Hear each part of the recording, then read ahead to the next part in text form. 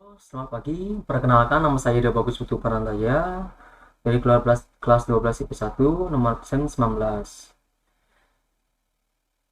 Di sini kami akan menjelaskan bagian-bagian tujuan dan pengertian dari 4 pilar kebangsaan.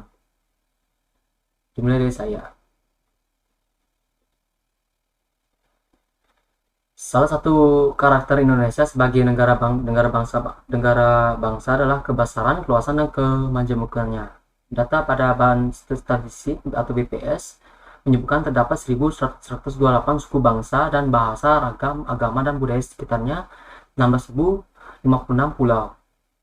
Untuk itu, perlu konsumsi kemauan dan kemampuan yang kuat dan memadai untuk menopang kebesaran, keluasan, dan kemajemukan keindonesiaan. Konsepsi tersebut disebut sebagai 4 pilar kebangsaan. Sini akan saya menjelaskan 4 pilar kebangsaan tersebut.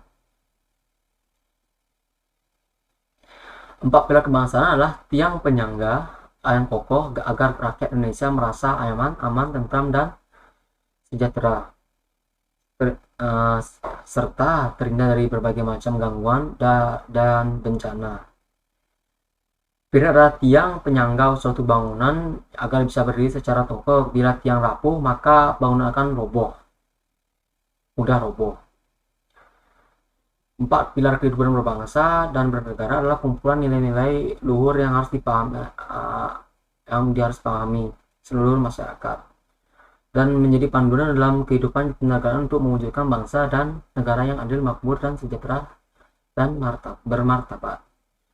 Konsep 4 pilar kehidupan bangsa dan bernegara terdiri dari 4, yaitu Pancasila, UUD, NKRI dan Bhinneka Tunggal Ika. Itu akan dijelaskan di slide selanjutnya di bagian dari 4 pilar kebangsaan tersebut. 4 pilar tersebut tidak dimaksudkan memiliki kedudukan sederajat. Setiap pilar memiliki tingkat, fungsi, dan konteks yang berbeda-beda. Pada prinsipnya, Pancasila sebagai ideologi dan dasar negara kedudukannya berada di atas 3 pilar yang lainnya. 4 pilar tersebut merupakan prasyarat minimal bagi bangsa Indonesia untuk berdiri kukuh dan meraih kemajuan berlandaskan karakter keberadaan bangsa Indonesia sendiri. Setiap warga negara Indonesia harus memiliki keyakinan bahwa 4 pilar tersebut adalah prinsip moral keindonesiaan yang memandu tercapainya kehidupan bangsa yang merdeka, bersatu, berdaulat, adil, dan makmur.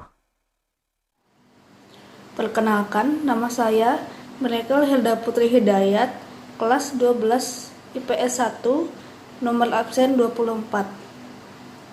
Di sini saya akan menjelaskan tentang salah satu dari 4 pilar kebangsaan Indonesia, yaitu Bhinneka Tunggal Ika.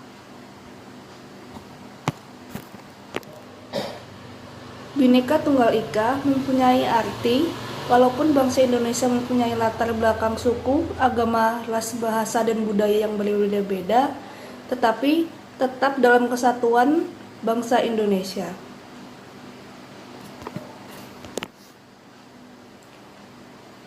Pancasila sebagai ideologi dan dasar negara, sebagai dasar NKRI, Pancasila memiliki fungsi sangat fundamental. Pancasila disebut sebagai sumber dari segala sumber hukum. Sifat Pancasila yuridis formal, maka mengharuskan seluruh peraturan perundang-undangan berlandaskan pada Pancasila. Bhinneka Tunggal Ika bertujuan menghargai perbedaan atau keragaman namun tetap bersatu dalam ikatan sebagai bangsa Indonesia. Tidak dapat dipungkiri, Indonesia terdiri dari beragam suku, agama, ras, dan antar golongan.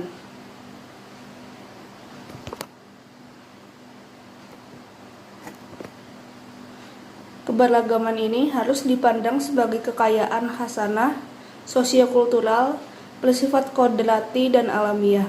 Keberagaman bukan untuk dipertentangkan apalagi diadu antara satu dengan yang lain, sehingga berakibat pada terpecah belahnya suku budaya di Indonesia.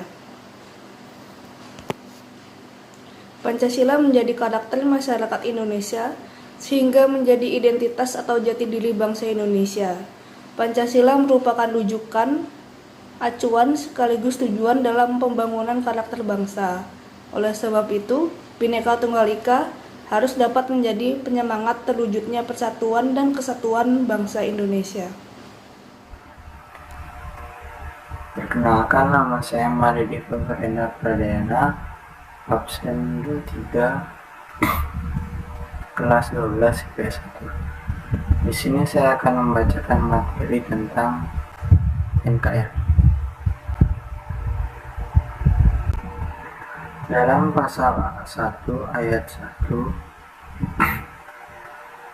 Undang-Undang Dasar tahun 1945 disebutkan negara Indonesia adalah negara kesatuan yang berbentuk republik. Dalam pembangunan karakter bangsa dibutuhkan komitmen terhadap NKRI. Karakter yang dibangun pada manusia dan bangsa Indonesia adalah karakter yang memperkuat dan memperkukuh komitmen terhadap NKRI.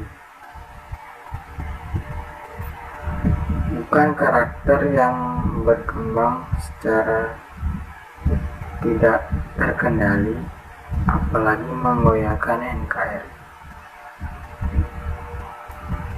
Maka rasa cinta terhadap tanah air perlu dikembangkan dalam pembangunan karakter bangsa.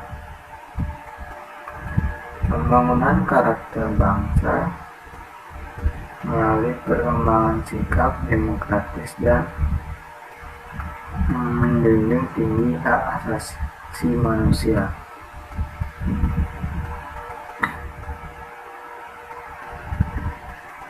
Pembangunan karakter harus diletakkan dalam bingkai menjunjung tinggi persatuan dan kesatuan bangsa, bukan memecah belah NKRI.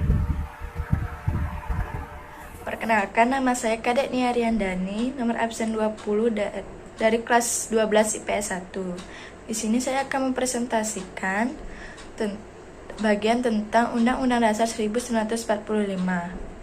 Nilai-nilai luhur Pancasila tertuang dalam norma-norma yang terdapat dalam pembukaan dan batang tubuh Undang-Undang Dasar 1945. Maka dari itu, landasan kedua yang harus menjadi acuan dalam pembangunan karakter bangsa adalah norma konstitusional Undang-Undang Dasar 1945. Nilai-nilai universal terdapat dalam pembukaan Undang-Undang Dasar 1945 harus terus dipertahankan menjadi norma konstitusional bagi negara Republik Indonesia. Keluhuran nilai yang terkandung dalam pembukaan Undang-Undang Dasar memancarkan tekad dan komitmen bangsa Indonesia untuk tetap mempertahankan pembukaan itu dan bahkan tidak akan mengubahnya. Terdapat 4 kandungan isi dalam pembukaan Undang-Undang Dasar 1945 yang menjadi alasan untuk tidak mengubahnya. Pertama, di dalam pembukaan Undang-Undang Dasar 1945 terdapat norma dasar universal bagi berdiri tegaknya sebuah negara yang merdeka dan berdaulat. Dalam alinea pertama secara eksplisit dinyatakan bahwa kemerdekaan adalah hak segala bangsa dan oleh karena itu penjajahan di atas dunia harus dihapuskan karena tidak sesuai dengan peri kemanusiaan dan peri keadilan. Pernyataan itu dengan tegas menyatakan bahwa kemerdekaan merupakan hak segala bangsa dan oleh karena itu tidak boleh lagi ada penjajahan di muka bumi. Alasan kedua adalah pembukaan Undang-Undang Dasar 1945 terdapat norma yang terkait dengan tujuan negara atau tujuan nasional yang merupakan cita-cita pendiri bangsa atas berdirinya NKRI. Tujuan negara ini meliputi 4 butir. Yang pertama, melindungi segenap bangsa Indonesia dan seluruh tumpah darah Indonesia. Kedua, memajukan kesejahteraan umum. Yang ketiga, mencerdaskan kehidupan bangsa. Dan yang keempat, ikut melaksanakan ketertiban dunia yang berdasarkan kemerdekaan, perdamaian abadi, dan keadilan sosial. Alasan ketiga, pembukaan Undang-Undang Dasar 1945 mengatur ketatanegaraan Indonesia khususnya tentang bentuk negara dan sistem pemerintahan. Alasan keempat adalah karena nilainya yang sangat tinggi bagi bangsa dan negara Republik Indonesia, sebagaimana yang tersurat di dalam pembukaan Undang-Undang Dasar 1945, terdapat rumusan dasar negara yaitu Pancasila. Perkenalkan, nama saya Komang Dinastiawati, nomor absen 21 dari kelas 12 IPS 1. Di sini, saya akan mempresentasikan materi tentang 4 pilar kebangsaan Indonesia pada bagian Pancasila. Pancasila sebagai ideologi dan dasar negara. Sebagai dasar NKRI, Pancasila memiliki fungsi yang sangat fundamental. Pancasila disebut sebagai sumber dari segala sumber hukum. Sifat Pancasila yuridis formal, maka mengharuskan seluruh peraturan perundang-undangan berlandaskan pada Pancasila. Pancasila sebagai dasar filosofis dan sebagai perilaku kehidupan, yang artinya Pancasila merupakan falsafah negara dan pandangan atau cara hidup bagi bangsa Indonesia dalam kehidupan berbangsa, bernegara, dan bermasyarakat untuk mencapai cita-cita nasional. Pancasila menjadi karakter masyarakat Indonesia sehingga menjadi identitas atau jati diri bangsa Indonesia. Pancasila merupakan rujukan, acuan, sekaligus tujuan dalam pembangunan karakter bangsa. Dalam proses perumusan dasar negara, Presiden Soekarno menuangkan konsep dasar negara ke dalam pengertian dasar falsafah, filosofis Grundslag, dan pandangan komprehensif dunia Weltanschauung secara sistematik dan koheren. Pada 1 Juni 1945, Soekarno mengemukakan pemikirannya tentang Pancasila, yaitu nama dari 5 dasar negara Indonesia di depan sidang Badan Penyelidik Usaha-Usaha Persiapan Kemerdekaan Indonesia atau yang sering disebut dengan BPUPKI. Rumusan 5 dasar negara sebagaimana tercantum dalam Undang-Undang Dasar 1945 adalah ketuhanan yang Maha Esa, kemanusiaan yang adil dan beradab, persatuan Indonesia, kerakyatan yang dipimpin oleh hikmat kebijaksanaan dalam permusyawaratan perwakilan, dan keadilan sosial bagi seluruh rakyat Indonesia. Kelima sila tersebut sebagai satu kesatuan, nilai kehidupan masyarakat Indonesia dan dasar negara Republik Indonesia. Dasar negara ini kukuh karena digali dan dirumuskan dari nilai kehidupan rakyat Indonesia yang merupakan kepribadian dan pandangan hidup bangsa. Karena itu, Pancasila disepakati secara nasional merupakan perjanjian luhur yang harus dijadikan pedoman bagi bangsa, pemerintah, dan seluruh rakyat Indonesia. Kenalkan, nama saya Madia Nanda Pratnya Francisca dari kelas 12 IPS 1 absen 22. Di sini saya akan mempresentasikan materi tentang tujuan 4 pilar kebangsaan dan sosialisasi 4 pilar kebangsaan. Nah, yang pertama, tujuan 4 pilar kebangsaan. Pemilihan nilai-nilai 4 pilar adalah untuk mengingatkan kembali kepada seluruh komponen bangsa agar pelaksanaan dan penyelenggaraan kehidupan berbangsa dan bernegara terus dijalankan dengan tetap mengacu kepada tujuan negara yang dicita-citakan serta bersatu padu mengisi pembangunan agar bangsa Indonesia lebih maju dan sejahtera. Materi yang kedua, sosialisasi 4 pilar kebangsaan.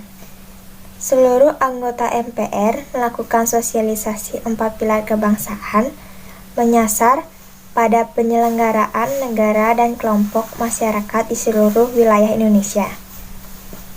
Sosialisasi dilaksanakan dengan berbagai metode dan melalui praktik di lingkungan instansi-instansi di setiap tingkatan pemerintahan, perusahaan negara dan swasta, organisasi kemasyarakatan, partai politik, dan kelompok masyarakat lainnya.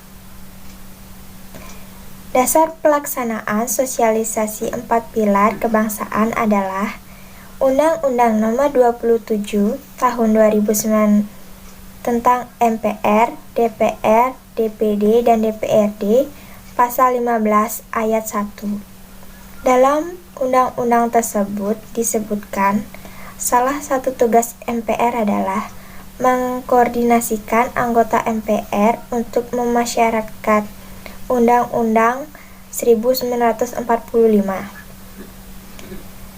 Kegiatan sosialisasi 4 pilar kebangsaan dinilai penting, karena MPR menilai masih banyak penyelenggaraan negara dan kelompok masyarakat yang belum memahami dan mengerti tentang nilai-nilai yang terkandung di dalamnya. Tanpa gerakan nasional, pemasyarakatan dan pembudayaan 4 pilar kehidupan berbangsa dan bernegara, eksistensi dan peranan dari waktu ke waktu akan memudar. Kemudian pada gilirannya akan mempengaruhi penyelenggaraan negara. Sekian dari saya, terima kasih. Sekian dari presentasi kami.